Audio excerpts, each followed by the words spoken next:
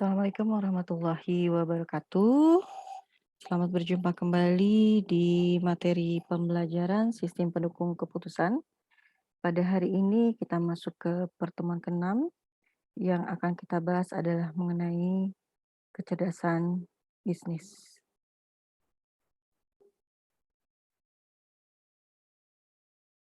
Ini adalah capaian pembelajaran yang akan dicapai dari materi pembelajaran pada hari ini, yaitu yang pertama, mahasiswa mengetahui konsep dari kecerdasan bisnis. Mahasiswa dapat memiliki pemahaman terkait data warehouse, data mart, dan juga data mining. Yang terakhir, mahasiswa memiliki pemahaman implementasi kecerdasan bisnis dalam organisasi atau perusahaan.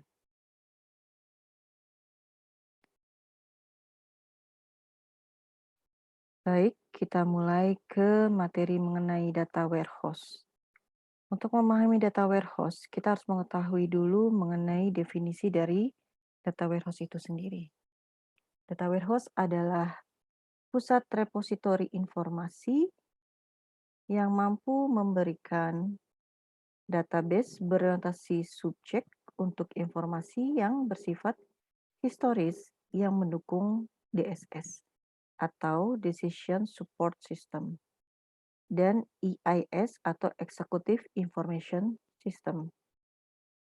Salinan dari transaksi data yang terstruktur secara spesifik pada query dan analisa, atau salinan dari transaksi data yang terstruktur spesifik untuk query dan laporan. Jadi, secara garis besar, data warehouse ini adalah pusat dari repositori informasi.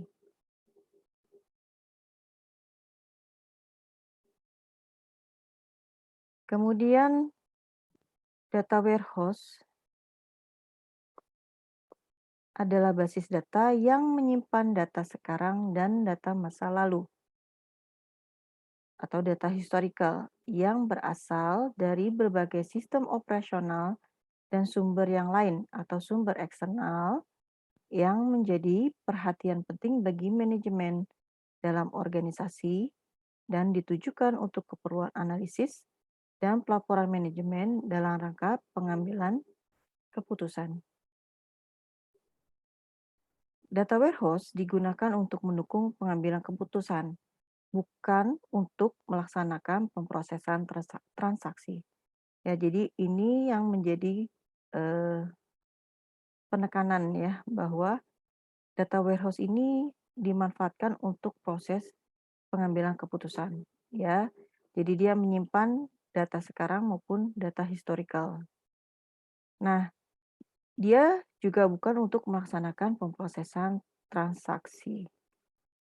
Data warehouse ini hanya berisi informasi-informasi yang relevan bagi kebutuhan pemakai yang dipakai untuk pengambilan keputusan. Ya, jadi di dalam data warehouse ini banyak sekali informasi yang bisa dimanfaatkan atau digunakan untuk proses pengambilan keputusan.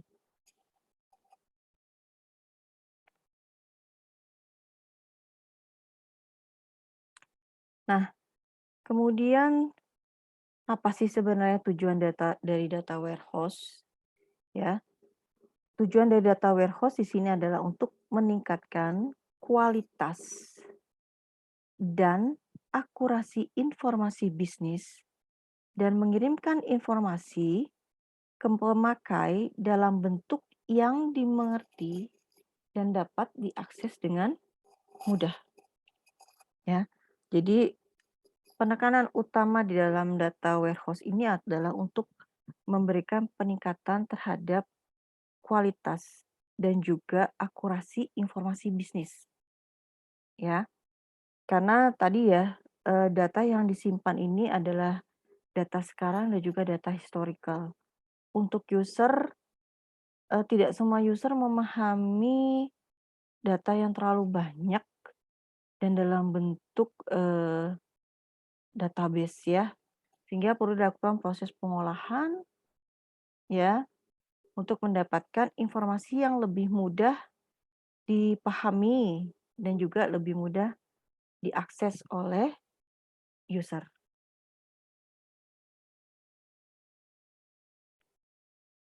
Nah, di sini ada 4 karakteristik dari data warehouse, ya. Nah, data warehouse ini bersifat subject oriented, kemudian integrated, kemudian time variant, dan yang terakhir adalah non-volatile. Baik, kita akan membahas satu persatu mengenai karakteristik dari data warehouse itu sendiri.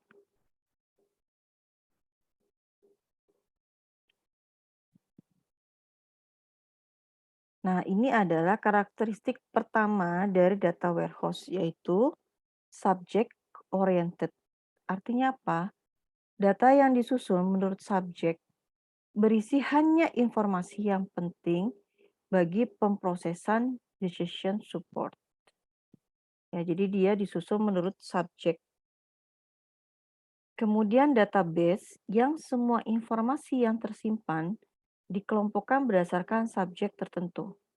Misalkan pelanggan, gudang, pasar, dan sebagainya. Jadi informasi ini untuk memudahkan biasanya dikelompokkan berdasarkan subjek-subjek tertentu. Nah, semua informasi tersebut kemudian akan disimpan dalam suatu sistem data warehouse. Data-data di setiap subjek dirangkum ke dalam dimensi, misalnya periode waktu, produk, wilayah, dan sebagainya, sehingga dapat memberikan nilai sejarah untuk bahan analisa. Ya, jadi data-data yang ada di dalam subjek-subjek tersebut ini dirangkum ke dalam dimensi, ya, berdasarkan periode waktu atau berdasarkan produk atau berdasarkan wilayah dan sebagainya, sehingga dapat memberikan nilai sejarah. Ya, jadi kayak misalkan pelanggan gitu ya, ini bisa diberi periode waktu, ya, misalkan dalam 1 tahun 3 bulan sekali itu akan dianalisis. Ya, jadi kebutuhan mereka atas informasi apa saja ini akan lebih mudah untuk dicari atau dipahami. Nah, kemudian karakteristik berikutnya adalah integrated. Nah, integrated ini artinya jika data terletak pada berbagai aplikasi yang terpisah dalam suatu lingkungan operasional, encoding atau penyandian data sering tidak seragam. Sehingga bila data dipindahkan ke data warehouse, maka coding akan diasumsikan sama seperti lazimnya.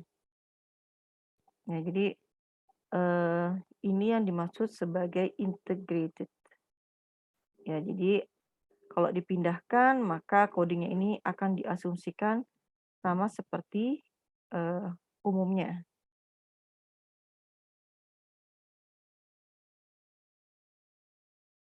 Nah, kemudian karakteristik yang ketiga ini adalah time variant. Data warehouse ini adalah sebuah tempat untuk penyimpanan data selama 5 sampai 10 tahun atau lebih. Ya, jadi data-data ini disimpan selama 5 sampai 10 tahun atau malah lebih dari 10 tahun. Kemudian data ini digunakan untuk perbandingan atau perkiraan dan data ini tidak dapat diperbarui. Ya, jadi ini sebenarnya data-data yang sudah disimpan ya. Sehingga data-data ini memang tidak dapat diperbaharui. Jadi untuk data historical. Kemudian non-volatile, artinya apa? Data ini tidak dapat diperbaharui atau dirubah, tetapi hanya dapat ditambah dan juga dilihat. Ya, jadi dia bukan menjadi data transaksi, data historical yang hanya bisa ditambah dan juga di-view ya. Nah, untuk membantu mempermudah penjelasan dari perbedaan antara data warehouse dan juga database, kita bisa melihat informasi berikut ini ya. Data warehouse ini tidak terikat suatu aplikasi, ya. Sedangkan database, aplikasi DSS ini secara spesifik. Data warehouse ini bersifat terpusat datanya. Tapi kalau database ini tidak terpusat oleh user area. Nah, tadi ya data warehouse ini bersifat historical. Ya karena tidak bisa dirubah ya, tapi kalau ditambah bisa. Bisanya hanya dilihat saja. Nah, kalau database ini sebagian yang bisa bersifat historical. Denormalisasi kecil, ya kalau database ini denormalisasi besar. Multiple subject, kalau di database ini hanya one central subject of concern of user. Ya, jadi yang memang dibutuhkan saja oleh user. Nah, kemudian di data warehouse, sumber dari semua internal maupun external source. Nah, kalau di database ini sumber dari sebagian internal maupun eksternal source. Jadi hanya sebagian, tidak semuanya. Ya, berbeda dengan di data warehouse. Data warehouse ini bersifat fleksibel, sedangkan database ini tidak fleksibel, tapi terbatas. Ya. Kemudian bersifat data oriented, sedangkan kalau database ini untuk project oriented. Data warehouse umurnya panjang, database umurnya pendek. Ukurannya besar, ya. Nah, kalau database ini ukuran dari kecil menjadi besar karena lebih banyak menampung untuk data transaksi. Single complex structure, sedangkan kalau di database ini lebih ke multi complex structure.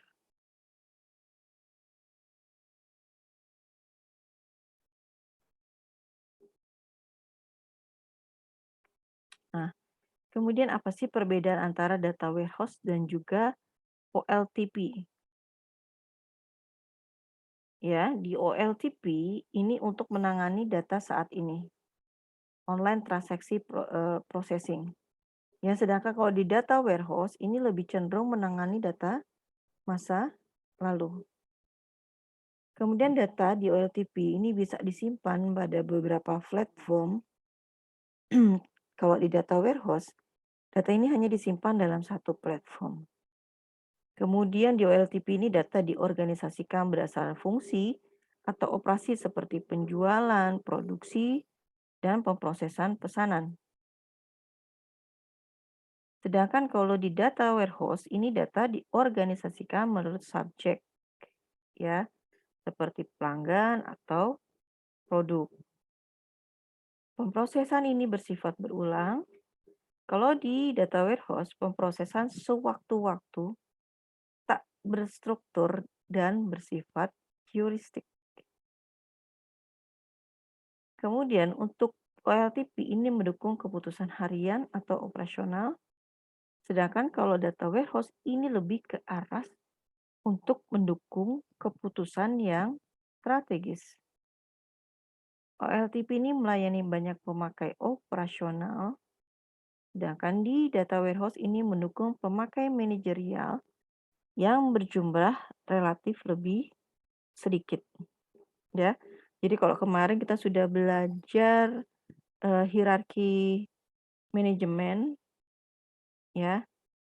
Jadi ada manajer tingkat bawah, ya, tingkat menengah, dan juga tingkat atas. Ya, kalau di sini ini lebih ke manajemen tingkat bawah karena di operasional. Kalau di sini lebih ke arah manajemen menengah dan atas. Ya, OLTP berorientasi pada transaksi. Kalau untuk data warehouse ini lebih berorientasi pada analisis. Ya, jadi ini perbedaan mendasar antara OLTP dengan data warehouse. Ya, jadi data warehouse ini lebih banyak dimanfaatkan untuk melakukan proses analisis data. Nah, kemudian sumber data untuk data warehouse. Ya, sumber data ini bisa berasal dari data operasional dalam organisasi. Ya, misalnya basis data pelanggan dan produk. Kemudian bisa juga dari sumber eksternal, misalnya dari internet atau basis data komersial basis data pemasok, ataupun pelanggan. Berbagai data yang berasal dari sumber, baik dari dalam organisasi maupun dari luar organisasi, ini akan digabungkan, kemudian diproses lebih lanjut oleh manajer data warehouse dan disimpan dalam basis data tersendiri. Ya. Kemudian perangkat online analytical processing dan data mining ini bisa digunakan untuk mengakses data warehouse oleh user, ya. Jadi data-data yang ada di data warehouse ini bisa diolah, ya, menggunakan OLAP maupun pendekatan data mining. Nah, ini adalah prinsip dari data warehouse. Kalau kita lihat ya, dia bisa bersumber dari data internal, ya misalkan sumber data internal ini ada sumber data operasional satu, ada sumber data operasional 2 dan seterusnya gitu ya. Mungkin semakin besar organisasi, sumber datanya juga semakin banyak. Nah, kemudian ada juga sumber data eksternal, ya. Nah, kemudian di sini ada manajer data warehouse, kedua data ini digabungkan, kemudian disimpan di data warehouse.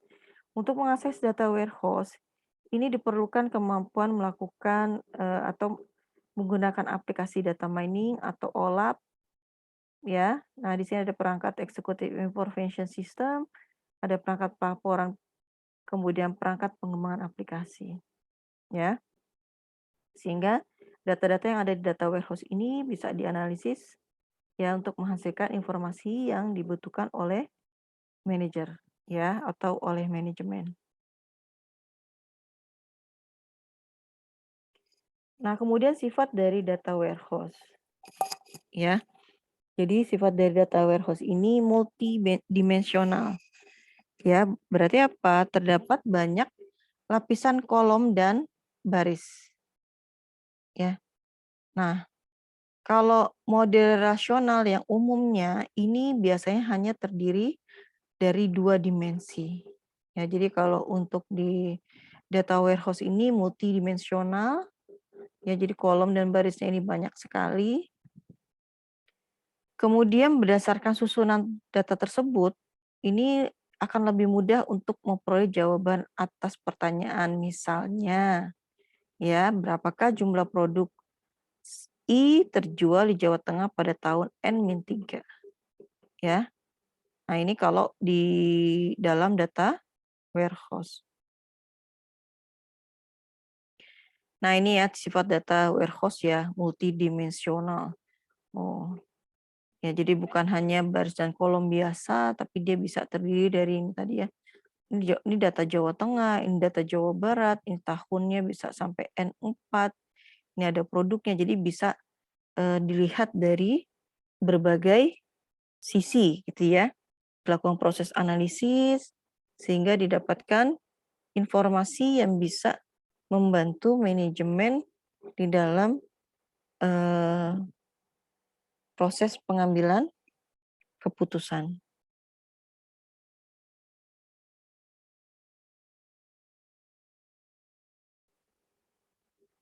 Nah, kemudian sifat dari data warehouse.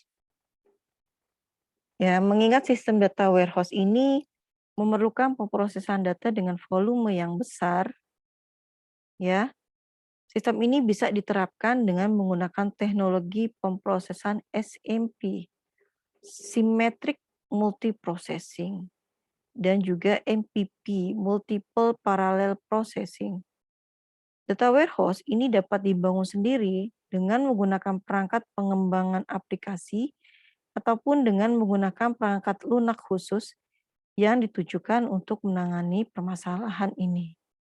Nah, berikut ini contoh perangkat lunak yang dapat digunakan untuk melakukan administrasi dan manajemen data warehouse. Misalkan HP Intelligent Warehouse, ya ini dikeluarkan oleh Hewlett Packard, Flowmark oleh IBM, dan SourcePoint ini adalah software EG. Kemudian kita masuk ke konsep data warehouse. Ya, ada integrate, analyze, dan juga report.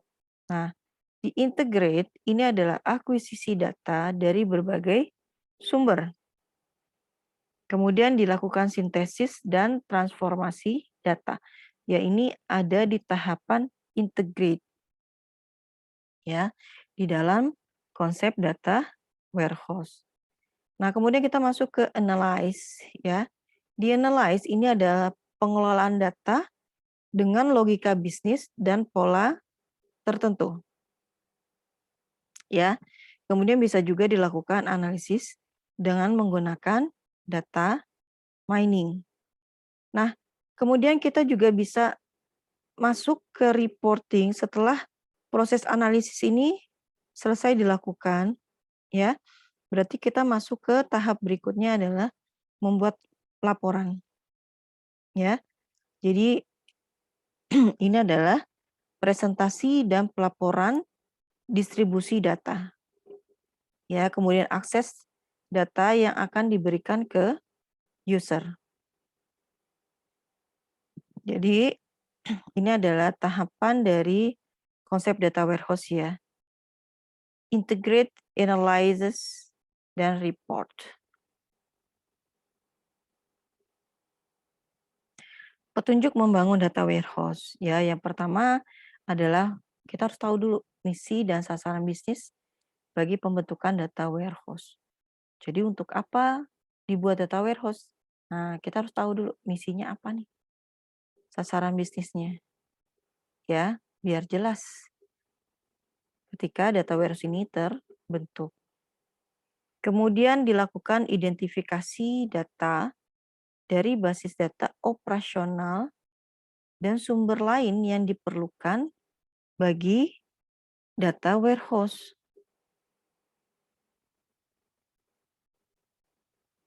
Kemudian menentukan item-item data dalam perusahaan dengan melakukan standarisasi penamaan data dan juga maknanya.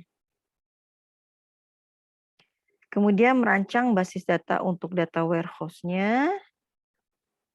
Kemudian membangun kebijakan dalam mengarsipkan data lama sehingga ruang penyimpanan tak terlalu besar dan agar pengambilan keputusan juga tidak menjadi terlalu lamban ya.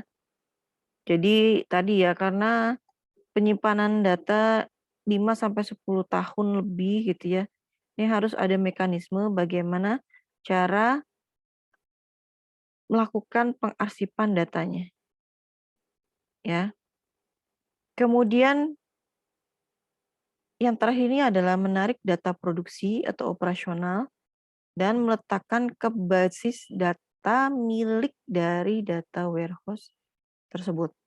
Ya, jadi kalau data operasional itu yang memang digunakan di dalam transaksi di organisasi atau perusahaan atau masih digunakan untuk operasional, ya.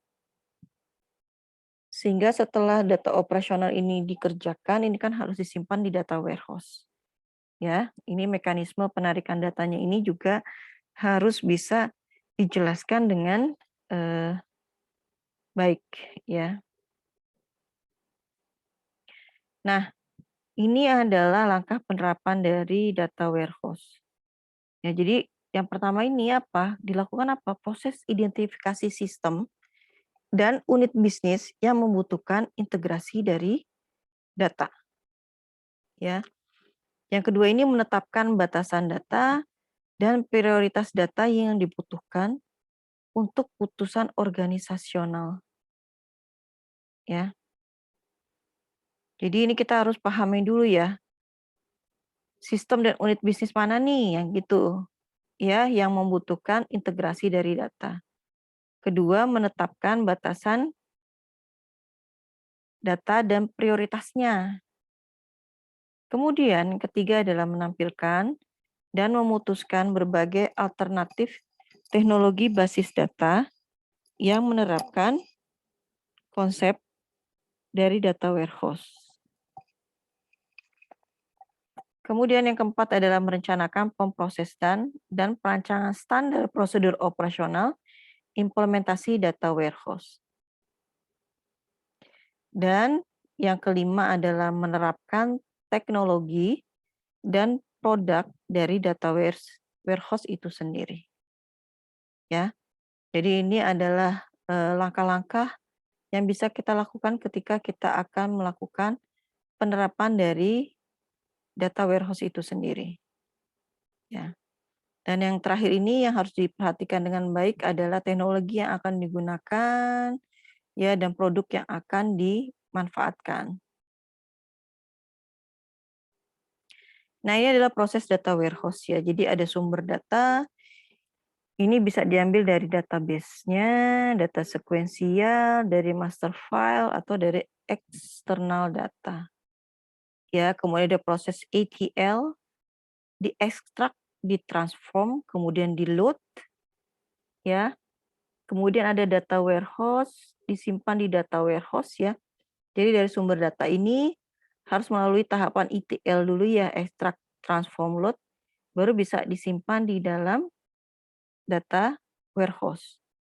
Nah, di dalam data warehouse ini dilakukan online query gitu ya, data mining, ada analytical processing, sehingga apa? Sehingga bisa memberikan atau menghasilkan laporan berupa informasi ya. Nah, ini setelah ini diintegrasikan dengan beberapa aplikasi ya untuk online analytical processing, ini bisa memberikan laporan-laporan atau informasi-informasi yang dibutuhkan oleh organisasi. Ya, seperti itu.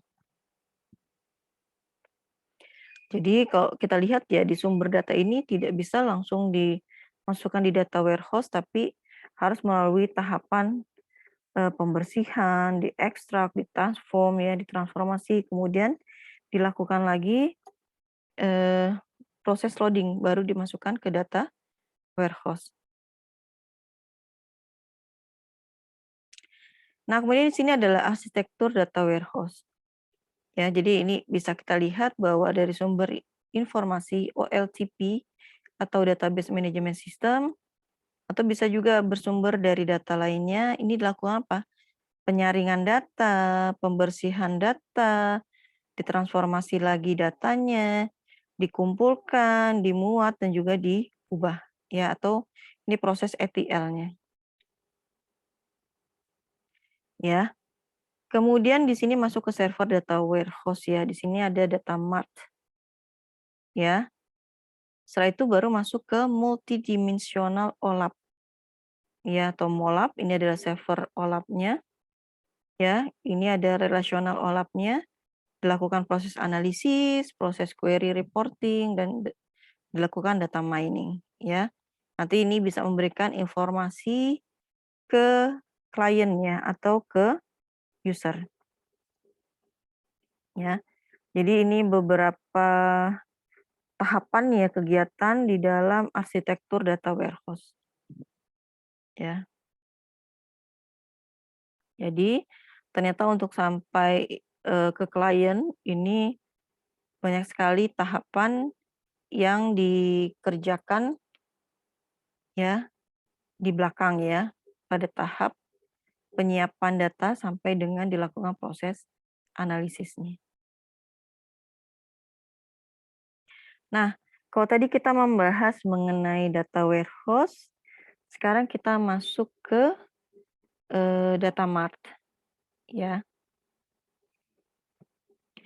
Nah, data mart ini sendiri adalah bagian dari data warehouse yang mendukung kebutuhan pada tingkat departemen atau fungsi bisnis tertentu dalam perusahaan. Ya, jadi ini bagian dari data warehouse ya, data mart. Kemudian karakteristik yang membedakan data mart dan data warehouse adalah sebagai berikut. Ya, data mart ini memfokuskan hanya pada kebutuhan-kebutuhan pemakai yang terkait dalam sebuah departemen atau fungsi bisnis. Ya, jadi dia fokus kepada kebutuhan pemakai pada departemen atau fungsi bisnis. Ya. Data mart ini tidak mengandung data operasional yang rinci seperti di data warehouse.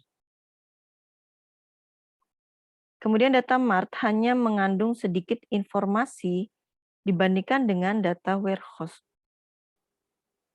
Ya, data mart ini lebih mudah dipahami dan dinavigasi ya dibandingkan data warehouse. Ini adalah contoh software dari data mart, ada Smart IBM, ada Visual Warehouse dari IBM juga, dan ada Power Mart dari Informatik.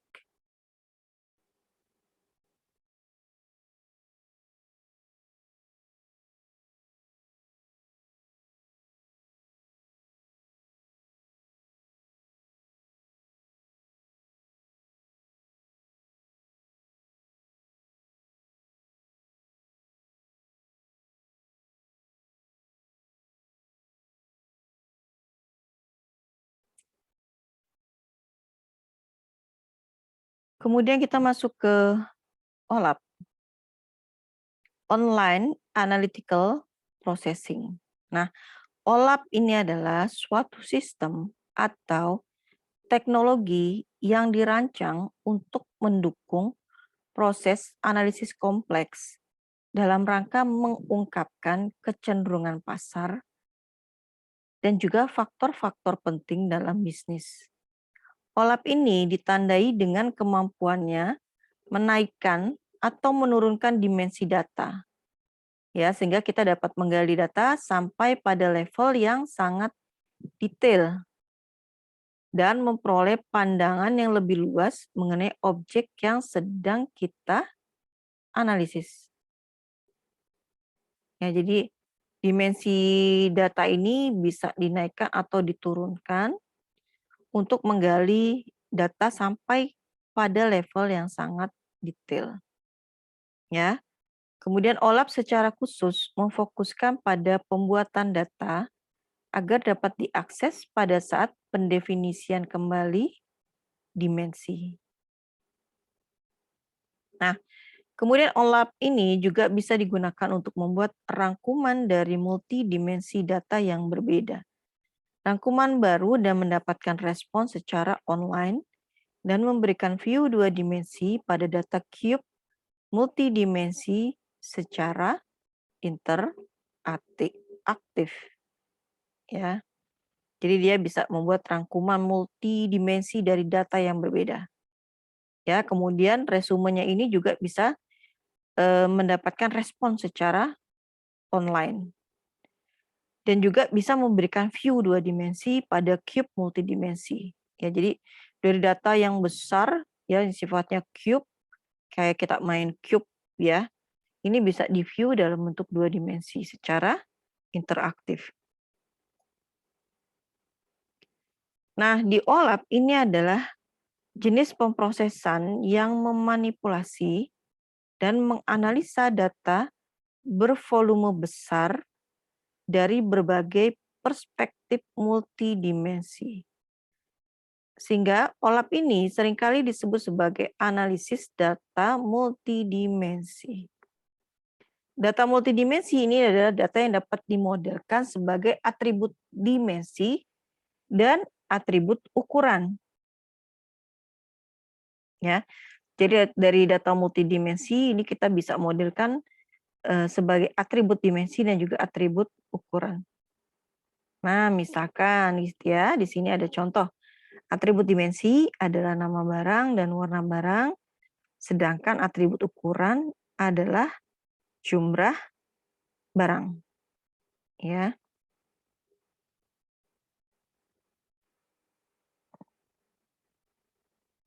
Nah, ini ada contoh OLAP ya. Misalkan ada OLAP untuk data dua dimensi. Ya.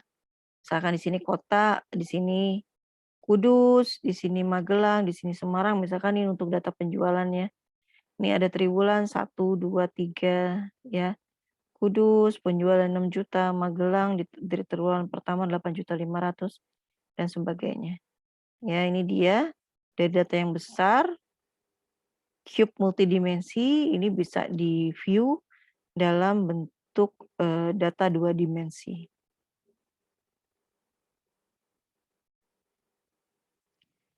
Nah, kemudian kemampuan OLAP. ya. Di sini OLAP ini memiliki kemampuan untuk konsolidasi. Ya, jadi bisa melibatkan pengelompokan data. Misalkan ya, ada kantor-kantor cabang ini bisa dikelompokkan, baik menurut kota atau bahkan provinsi. Ya, jadi kantor-kantor cabang ini bisa dikelompokkan, misalkan di Jakarta Selatan, ya, Kota Cilandak atau Provinsi Jakarta Selatan, Jakarta Utara, dan sebagainya. Kemudian transaksi penjual ini bisa ditinjau menurut tahun, triwulan, bulan, dan sebagainya. Ya, kadang-kadang istilah roll up ini digunakan untuk menyatakan konsolidasi, ya. Kemudian kemampuan OLAP yang kedua adalah melakukan apa? Drill down, ya. Drill down ini adalah satu bentuk yang merupakan kebalikan dari konsolidasi. Ya, yang mungkin data yang ringkas dijabarkan menjadi data yang lebih detail, ya, di drill down. Kemudian ada slicing and dicing, ya, atau dikenal dengan istilah pivoting.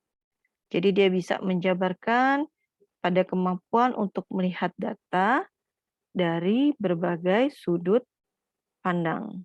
Ya, jadi kemampuan olah itu ada konsolidasi, drill down, slicing, and dicing. Nah, ini adalah contoh tabel pivot ya. Jadi sebenarnya pivoting itu merubah data kolom menjadi data baris, ya. Kemudian data baris menjadi data kolom. Ya, seperti itu. Jadi misalkan di sini ya, ini sirup, ini jadi biasa, ya, rendah kalori. Kemudian akan dilihat lagi ada stroberi, mangga, nanas ya. Jadi dia akan dirubah ya dari baris ke kolom, dari kolom ke baris ya, di pivot sehingga kita bisa lihat ya pendapatannya untuk sirup biasa berapa, rendah kalorinya berapa ya. Nah, ini adalah contoh drill down ya. Jadi di drill down ini dari yang besar tahun ini kita breakdown menjadi triwulan, menjadi bulan, nah, nama hari juga akhirnya ketemulah tanggal. Ya, ini adalah hierarki dari waktu. Nah, kemudian ada juga hierarki dari wilayah. Ya, ada hierarki lokasi ya. Ini misalkan ada wilayah. Wilayah ini bisa dibagi-bagi jadi negara, jadi provinsi, jadi kota, ya, kecamatan. Ya, mungkin kecamatan masih bisa dibagi lagi ya, jadi kelurahan, jadi RW, jadi RT. Ya, ini adalah contoh dari hierarki lokasi. Ini yang disebut dengan drill down ya, hierarki dimensi untuk drill down. Nah, kemudian kita masuk ke data mining ya. Jadi data mining ini apa sih sebenarnya ya? Data mining adalah ekstraksi informasi ya. Data mining ini adalah ekstraksi informasi atau pola yang penting atau menarik dari data yang ada di database yang besar sehingga menjadi informasi yang sangat berharga. Proses penemuan yang efisien sebuah pola terbaik yang dapat menghasilkan sesuatu yang bernilai dari suatu koleksi data yang sangat besar. Ya, ini adalah konseptual dari data mining. Secara garis besar, data mining ini sebenarnya ekstraksi informasi atau pencarian pola baru ya dari database yang besar. Ya, jadi dia menemukan insight yang baru dari data historical yang ada.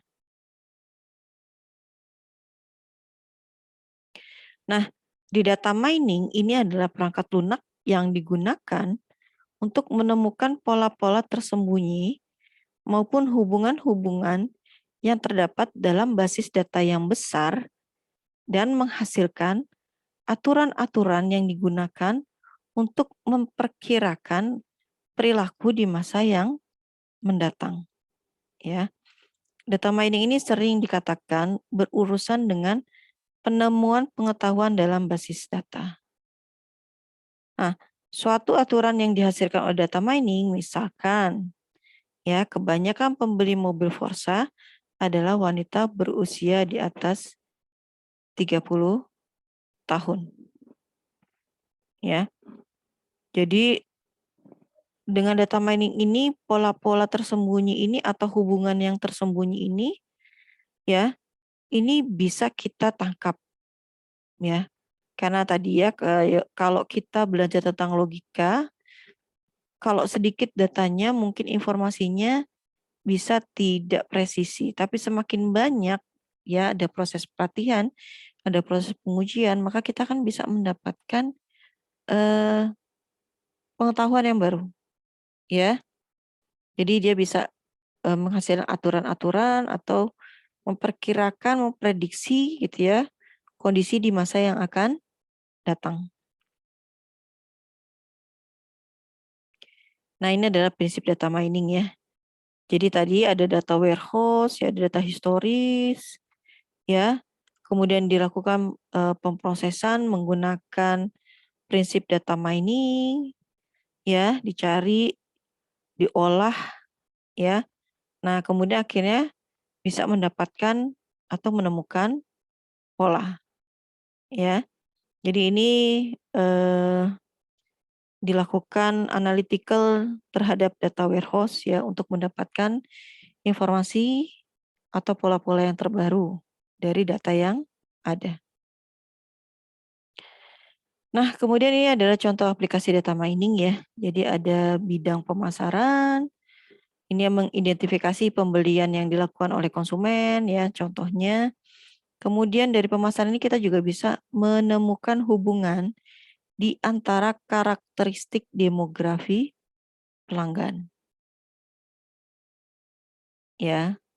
Jadi misalkan mungkin di daerah pantai gitu ya, mereka eh, lebih senang belanja ikan gitu kan, tapi kok di daratan biasa mungkin mereka lebih senang belanja ayam, misalkan seperti itu. Ya.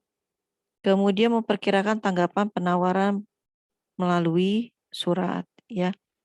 Jadi misalkan dilakukan analisis ternyata anak-anak muda ini lebih senang misalkan gitu ya berinvestasi. Nah, itu tadi sehingga apa? Sehingga banyak eh, perusahaan ini memberikan penawaran melalui email ya, misalkan untuk melakukan investasi. Nah, kemudian misalkan di bank, ya, bank ini bisa melakukan deteksi pola penyalahgunaan kartu kredit, ya. Jadi beberapa banyak transaksi dia bisa menemukan pola penyalahgunaan kartu kredit. Nah, bisa juga identifikasi tingkat loyalitas dari pelanggan, ya. Kemudian dari asuransi. Nah, asuransi ini bisa melakukan apa? Prediksi untuk analisis klaim. Ya, klaim yang dilakukan oleh user ini bisa diprediksi dengan baik. Kemudian bisa memperkirakan pelanggan yang akan membeli produk baru. Nah, ini adalah teknologi untuk data mining ya. Jadi kalau di data mining ini pasti mau nggak mau kita bermain statistik. Ya, ini statistik bisa kita gunakan. Kemudian ada jaringan saraf, neural network. Ya, ini juga beberapa algoritma ini bisa diimplementasikan di data mining. Kemudian ada fuzzy logic ya atau logika kabur dibilangnya ya. Gray level biasanya disebutnya ya. Kemudian ada genetik algoritma dan juga beberapa teknologi kecerdasan buatan lain.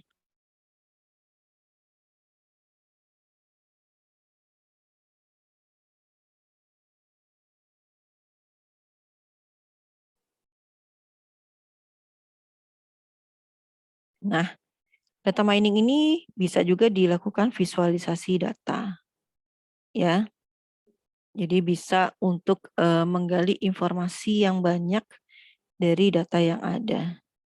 Nah, pada sistem ini pemakai dibantu untuk menemukan polanya tersendiri ya dari sejumlah data berukuran besar dengan didasarkan visualisasi oleh data miningnya. Jadi dia ada beberapa tools yang bisa dimanfaatkan untuk proses visualisasi data.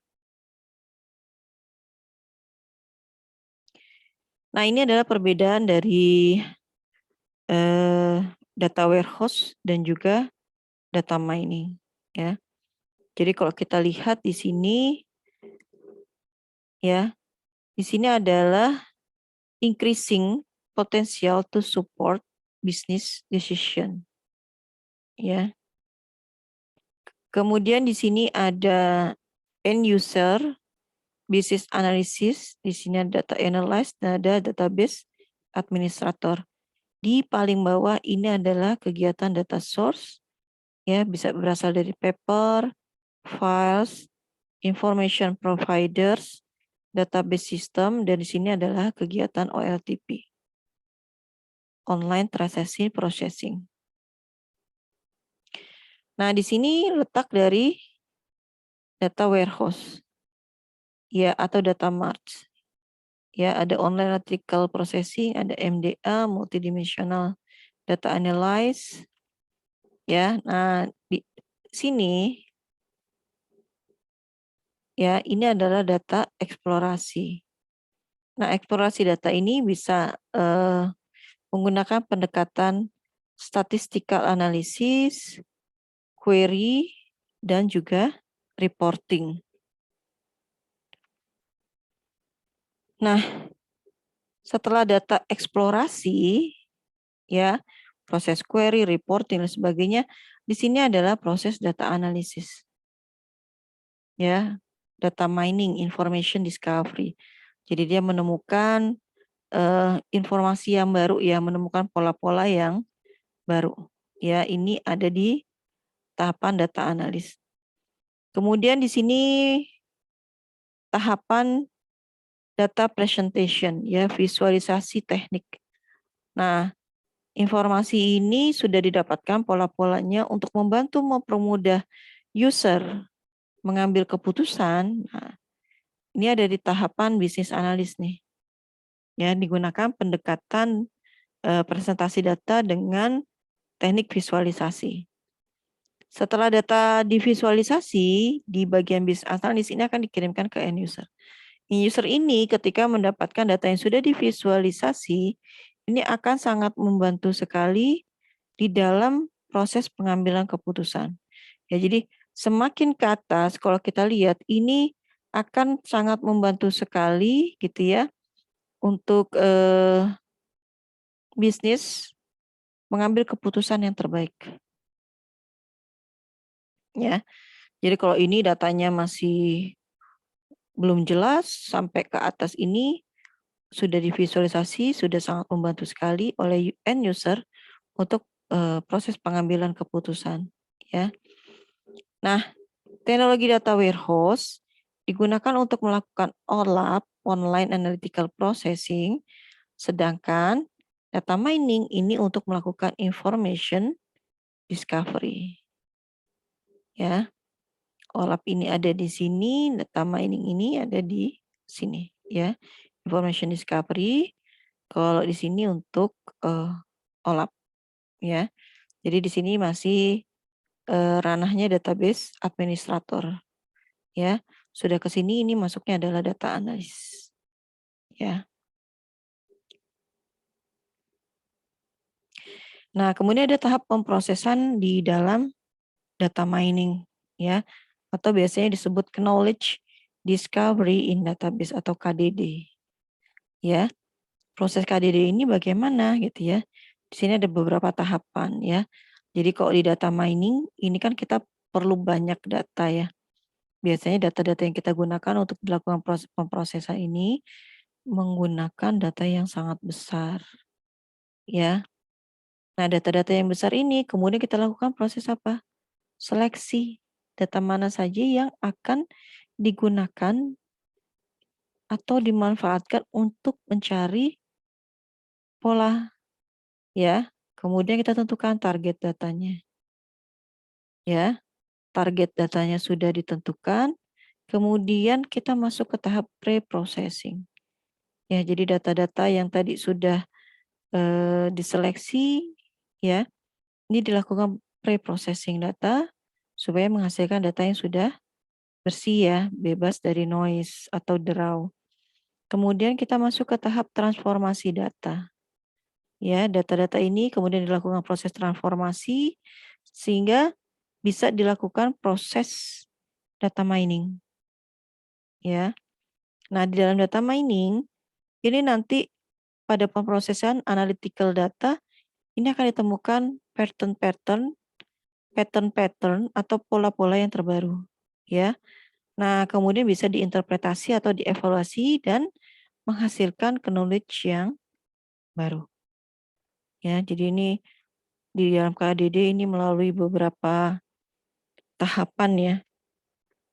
Tahapan pemrosesan sampai dia bisa menghasilkan knowledge, ya, dari pola yang ditentukan. Nah, kemudian ini adalah penjelasan dari tahap proses KDD. Ya. Jadi kalau kita lihat di sini ada yang namanya data selection. Ya, jadi dia menciptakan himpunan data target, kemudian melakukan pemilihan himpunan data atau memfokuskan pada subset variabel atau sampel data di mana discovery ini akan dilakukan. Ya. Kemudian ada proses pemilihan atau seleksi data. Dari sekumpulan data operasional, ini perlu dilakukan sebelum tahap penggalian informasi dalam KDD dimulai. Ya, jadi harus dilakukan proses seleksi data. Ya. Kemudian data hasil seleksi yang akan digunakan disimpan dalam satu berkas terpisah dari basis data operasional. Ya, jadi data yang mau diproses, ya, ini harus dipisahkan dari data operasional. Ya, karena takutnya mengganggu dalam proses transaksi di tahapan operasional organisasi. Nah, kemudian kita masuk ke tahap pre-processing atau biasanya disebut data cleaning. Nah, pemrosesan pendahuluan dan pembersihan data merupakan operasi dasar seperti penghapusan noise. Ya. Jadi adalah pemrosesan pendahuluan dan pembersihan data. Ya. Nah, sebelum proses data mining, ini perlu dilakukan proses cleaning.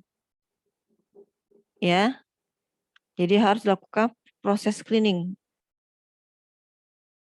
Jadi data-data yang tidak lengkap, ya, data-data yang masih kotor, ini harus dilakukan proses pembersihan dan ini menjadi fokus di KDD. Nah, proses cleaning ini apa saja, ya? Proses cleaning ini mencakup antara lain membuang data yang duplikat. Ya, jadi misalkan di data mahasiswa ada 2 NIM yang sama, ya, atau data transaksi diulang sebanyak 2 kali. Nah, ini harus dibuang. Kemudian memeriksa data yang tidak konsisten, ya, atau memperbaiki kesalahan pada data seperti kesalahan cetak atau tipografi. Ya, jadi ini data-data ini harus melalui proses cleaning. Kemudian dilakukan proses enrichment. Artinya apa enrichment ini sendiri? Ya, yaitu proses memperkaya data yang sudah ada dengan data atau informasi lain yang relevan dan diperlukan untuk KDD seperti data atau informasi eksternal. Ya, jadi kalau data-data yang tidak lengkap dan lain sebagainya, duplikasi data, data konsisten, ya, atau kesalahan data ini harus di cleaning. Tapi dia juga bisa dilakukan proses pengayaan data. Kemudian ada tahapan yang namanya transformasi. Ya, di transformasi ini kita mencari fitur-fitur yang berguna untuk mempresentasikan data. Ya, ini tergantung kepada tujuan yang ingin dicapai.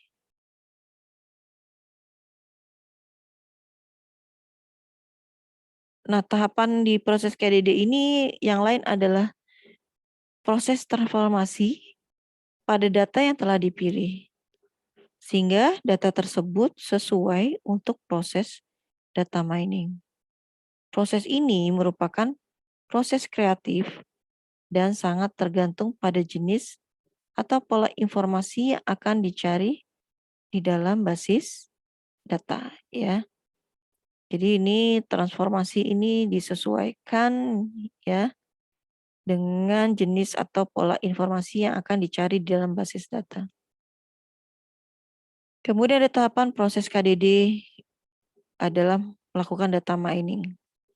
Nah, di data mining ini adalah memilih tugas data mining, memilih tujuan dari proses KDD, apakah akan dilakukan klasifikasi, atau apakah akan dilakukan regresi, atau apakah akan dilakukan clustering, dan lain sebagainya. Kemudian ada pemilihan algoritma data mining untuk pencarian, ya. Kemudian ada proses data mining, ya. Jadi proses mencari pola atau informasi menarik dalam data terpilih dengan menggunakan teknik atau metode tertentu, ya. Nah, teknik, metode, atau algoritma dalam data mining ini banyak ya atau sangat bervariasi. Tapi nanti kita harus bisa melakukan apa? Memilih metode atau algoritma yang tepat, ya. Jadi kita akan melihat tujuannya dan proses KDD secara keseluruhan. Ya, jadi algoritma di dalam data mining ini banyak sekali yang bisa kita gunakan. Tapi kita perhatikan juga, kita pahami apa yang ingin kita gali.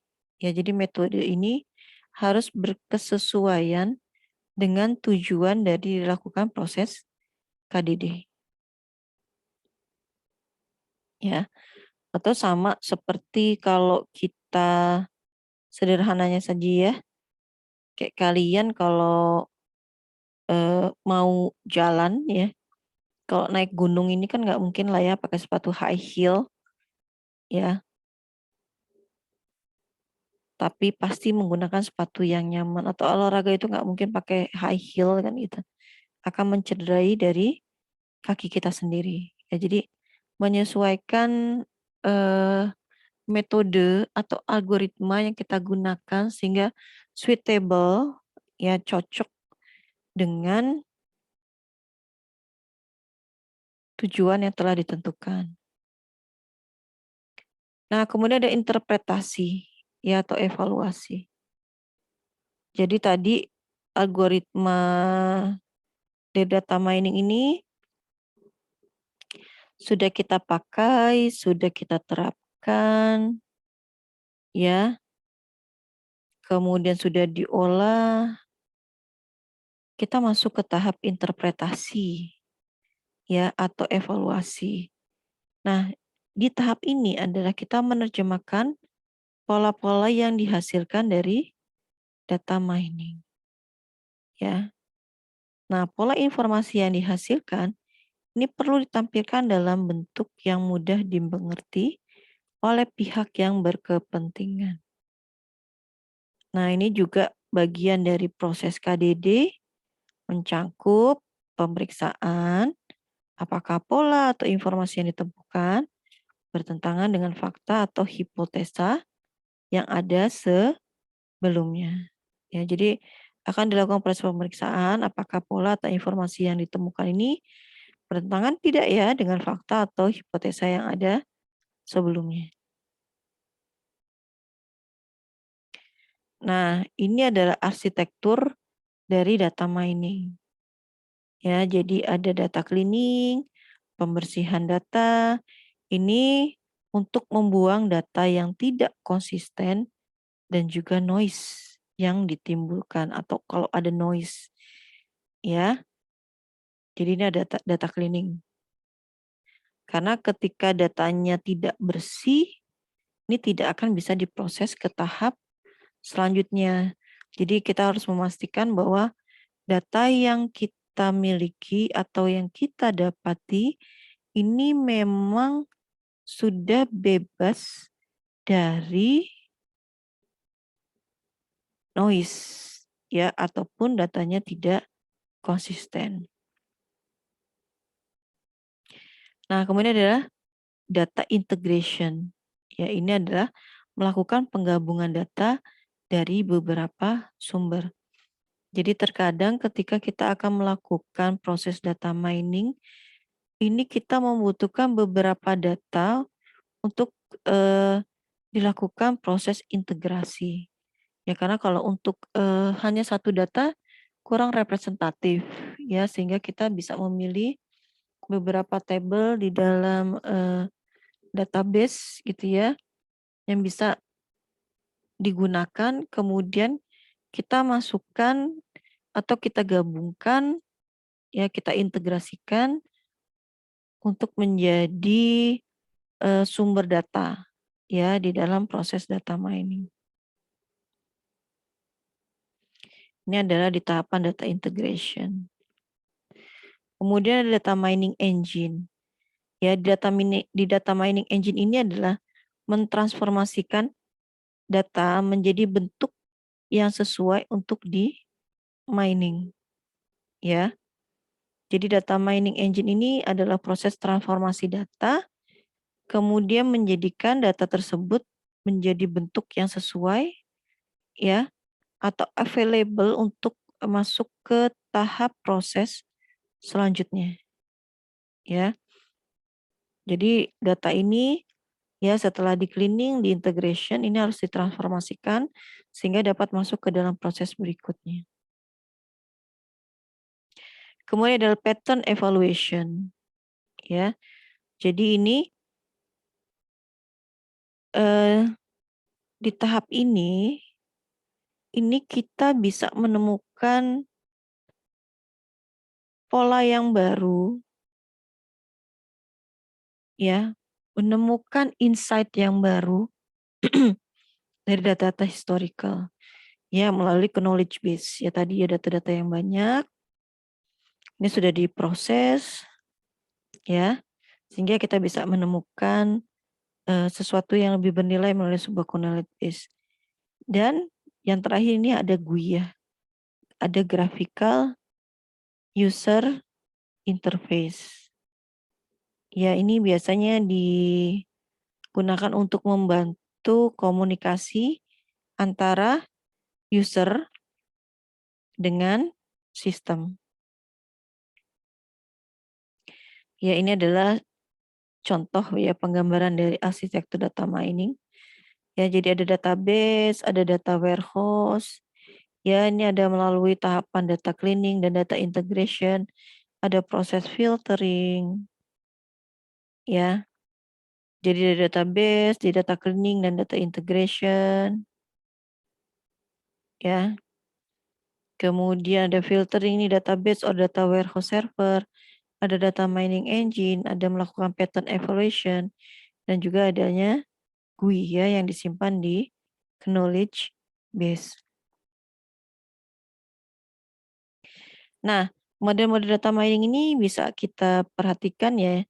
Data mining ini bisa untuk melakukan proses prediksi, bisa untuk mendeskripsikan, ya atau bisa menggunakan variabel untuk memprediksi suatu atau suatu nilai akan datang ya ini adalah di prediction method. Kalau di description ini adalah mendapatkan pola penafsiran human interpretable patterns untuk menjelaskan data ya. Jadi model data mining ada dua pendekatan, bisa melakukan pendekatan dengan prediction method ataupun description method. Nah, ini contoh penerapan data di perusahaan ya. Jadi ada analisa perusahaan dan manajemen risiko, perencanaan keuangan dan evaluasi aset. Nah, di perencanaan keuangan dan evaluasi aset, ini data mining dapat membantu melakukan analisis dan prediksi cash flow serta melakukan contingent claim analisis untuk mengevaluasi aset. Ya, selain itu juga dapat menggunakannya untuk analisis tren. Kalau di perencanaan sumber daya atau resource planning, ini bisa melihat summary serta pola pembelanjaan dan pemasukan dari masing-masing resource ya, sehingga bisa melakukan proses resource planning.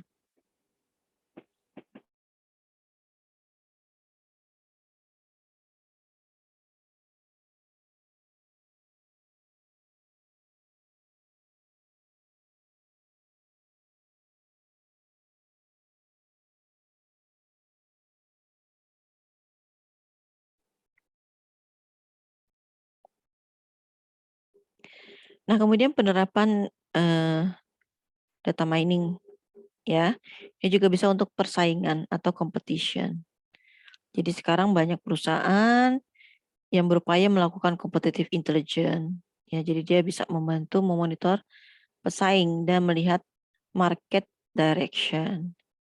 Kemudian bisa melompokkan customer, ya memberi variasi harga, layanan, bonus untuk masing-masing grup. Ya. Kemudian bisa menyusun strategi penetapan harga di pasar. Nah, ini contohnya nih ya, ini perusahaan minyak Repsol di Spanyol, ini menetapkan harga jual gas di pasaran dengan menerapkan data mining di perusahaan ya untuk persaingan atau kompetisi. Nah, ini adalah kesimpulan ya. Jadi data warehouse ini adalah pusat repositori informasi yang mampu memberikan database berorientasi subjek untuk informasi yang bersifat historis, yang mendukung DSS dan AIS. Kalau data mart ini adalah subset dari data warehouse yang mendukung kebutuhan pada tingkat departemen atau fungsi bisnis tertentu dari perusahaan. Sedangkan data mining adalah perangkat lunak yang digunakan untuk menemukan pola-pola tersembunyi maupun hubungan-hubungan yang terdapat dalam basis data yang besar dan menghasilkan aturan-aturan yang digunakan untuk memperkirakan perilaku di masa depan. Ya, jadi ini adalah pemaparan materi perkuliahan di pertemuan ke-6 mengenai kecerdasan bisnis ya yang bisa dimanfaatkan dengan menggunakan data warehouse, data mart dan data mining. Baik, mungkin itu saja yang bisa kami sampaikan. Semoga materi atau bahan pembelajaran pada hari ini bisa membantu meningkatkan pengetahuan kalian di dalam subjek sistem pendukung keputusan. Baik, saya akhiri. Wassalamualaikum warahmatullahi wabarakatuh.